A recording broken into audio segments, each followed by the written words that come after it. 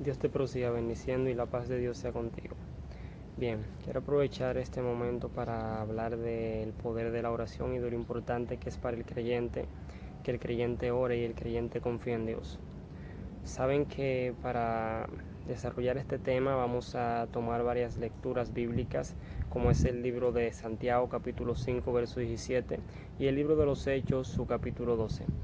Vamos a iniciar con el libro de Santiago, el capítulo 5, verso 17. En el libro de Santiago 5:17 la Biblia nos habla acerca de un acontecimiento que pasó en el libro de Reyes. Y es cuando Elías comenzó a orar. Dice que Elías era un hombre sujeto a pasiones igual que las nuestras. Sin embargo, Elías oró fervientemente y por la oración de Elías, se cerró los cielos durante 3 años y 6 meses.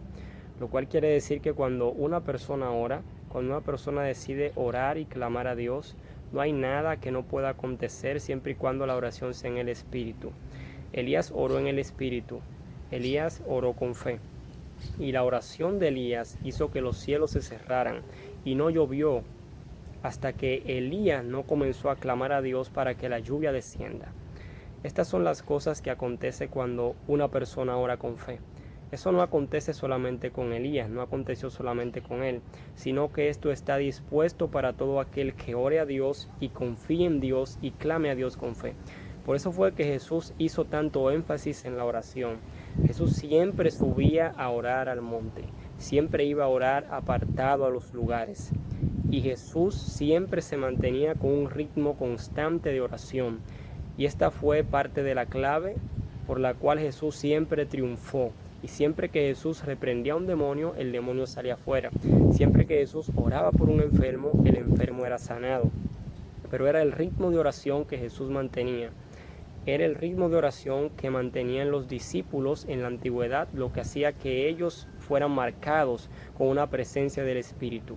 Otro acontecimiento que encontramos en el libro de los Hechos, en el capítulo 12, es que en una ocasión Pedro fue apresado.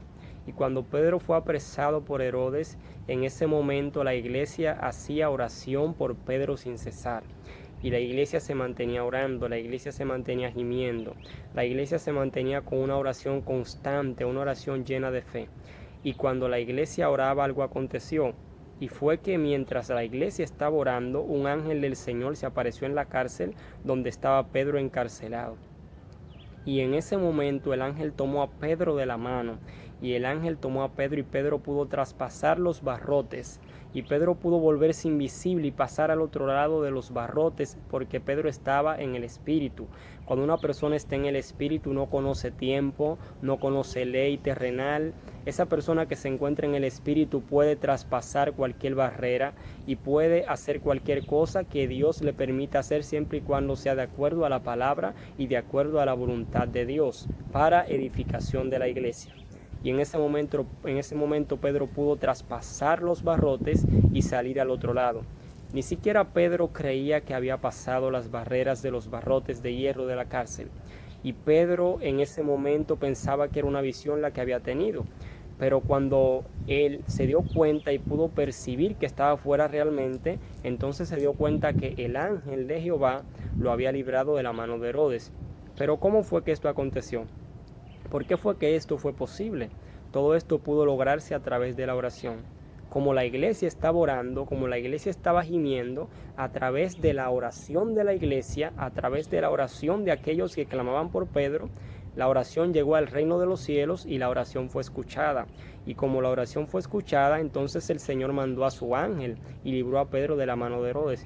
¿Cuánta gente necesitan ser librado de la mano, quizás no de Herodes en este tiempo, pero de la mano de Satanás?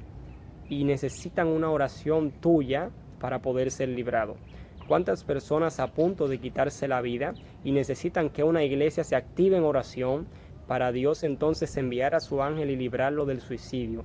¿Cuánta gente se están a punto de apartarse del camino y el Señor está esperando tu oración para hacer que ellos se afirmen y para hacer que no se aparten? La oración marca la diferencia. La oración hace que todo sea cambiado y que todo sea distinto. La oración tiene el poder de cambiar las cosas.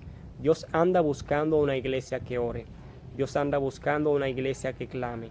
Dios anda buscando una iglesia que se postre delante de Él y que entienda que es tiempo de orar. Estamos viviendo tiempos difíciles sobre la tierra, tiempos en los cuales la iglesia necesita orar, porque sin oración la iglesia no podrá vencer, pero una iglesia que ore es una iglesia que podrá vencer.